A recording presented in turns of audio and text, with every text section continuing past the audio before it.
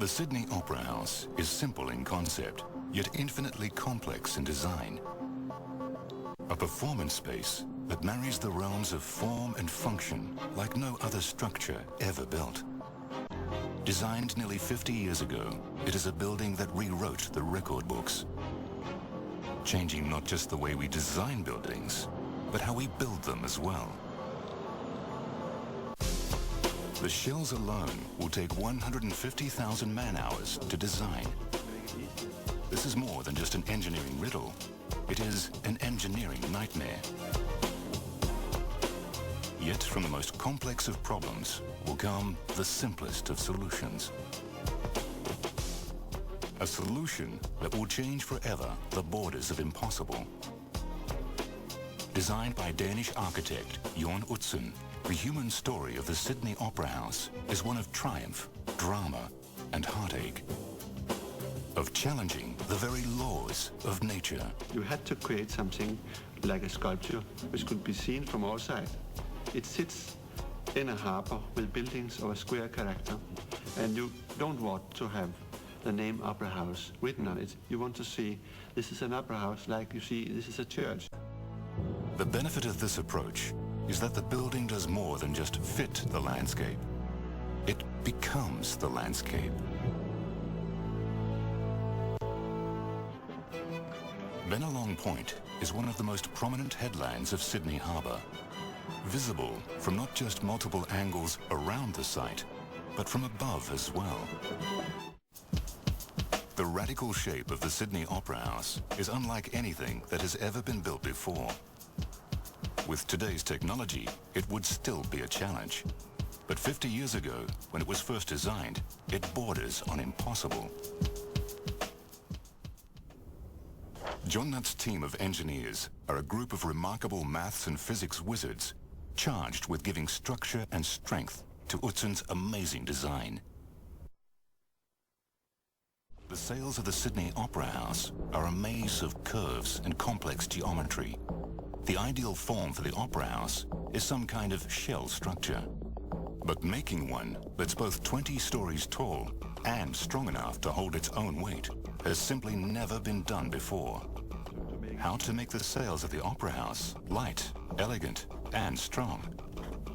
The answer lies not just in materials, but in geometry. A shell structure is like an egg. You know, if you want to break an egg, you tap it. But you can actually squeeze an egg, you know, really quite hard behind things. And because all the forces are in that double curved shape, it doesn't break. The curves of the early designs are incomplete, leaving them vulnerable to collapse.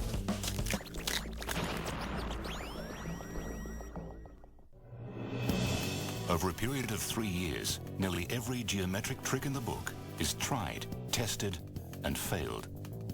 Elaborate structural tests planned. The shape has to allow weight and force to be distributed evenly across the building structure.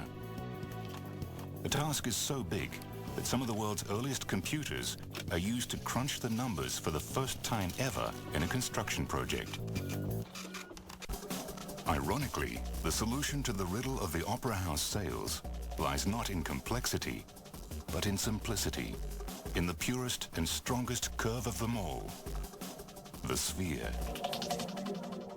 Spheres are inherently strong because of their even surfaces and curvature. This allows weight and stress to be passed around the shape evenly, spreading loads and forces across the whole structure rather than specific points. Every different sail of the Opera House can be made not just from the same concept, but from the exact same sphere. The keys to understanding the most dynamic-looking building ever made have just been found. The man with the orange, of course, is Jørn Utzon.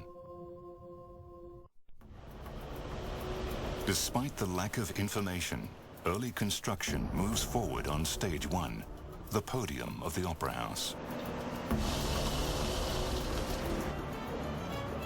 By late 1962, stage 1 is well underway. Already, the Sydney Opera House is behind schedule and well over budget. Design engineers are finding it impossible to create delicate-looking curves that will stand their own weight, let alone the forces of nature. The design of the Sydney Opera House requires multiple sails of different-looking shape and size. But different looking doesn't necessarily have to mean different entirely. Construction of the Sydney Opera House takes place in 3 stages. Stage 1, the base of the building, or podium. Stage 2, the sails. And Stage 3, the interiors. The so-called spherical solution allows architects and engineers to complete the podium and begin preparations for Stage 2. For Utzon, one of the greatest obstacles of his life has been overcome. The podium of the Sydney Opera House is made largely of concrete, molded in position using wooden formwork. But the size and the shape of the Opera House sails makes applying this type of technique next to impossible. Like many things to do with the Sydney Opera House, the solution to this problem is both incredibly simple, yet incredibly complex to put in place. Because each sail is now the product of a sphere with exactly the same radius, their form can be broken down into a series of geometrically identical segments, or ribs. Ribs of different lengths can be joined, creating shapes that look dramatically different, but aren't. Turning piles of concrete and steel into a solid integrated roof. The challenge is to create a construction method that will allow both precision as well as mass repetition. To do this, engineers precast the rib segments in giant molds on site, producing over 2,000 individual segments in a process known as continuous casting. Normal cranes and vertical erection methods will not work with a building like the Opera House. A unique curved erection arch is designed to work on multiple angles and heights, lifting each rib segment into place and following the growing shell in a continuous workflow.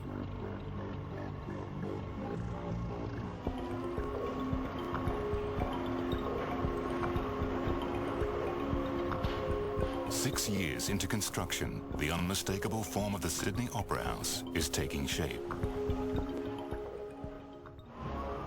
But despite their efficiency, the curves and complexity of the Opera House make it a dangerous place to work. And disaster can strike when you least expect it. The massive erection arch is left dangerously unsupported. The entire top section of the erection arch plummets to the ground.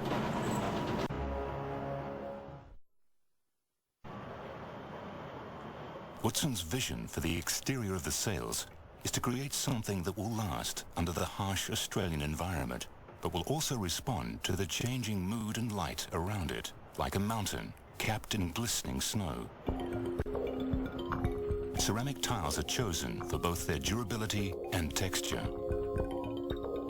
But to gain the right look, they have to be arranged in complex diagonal patterns. To do this, over 1 million ceramic tiles are laid on pre-molded plates before being placed on the sails. Pattern, texture, and color combine.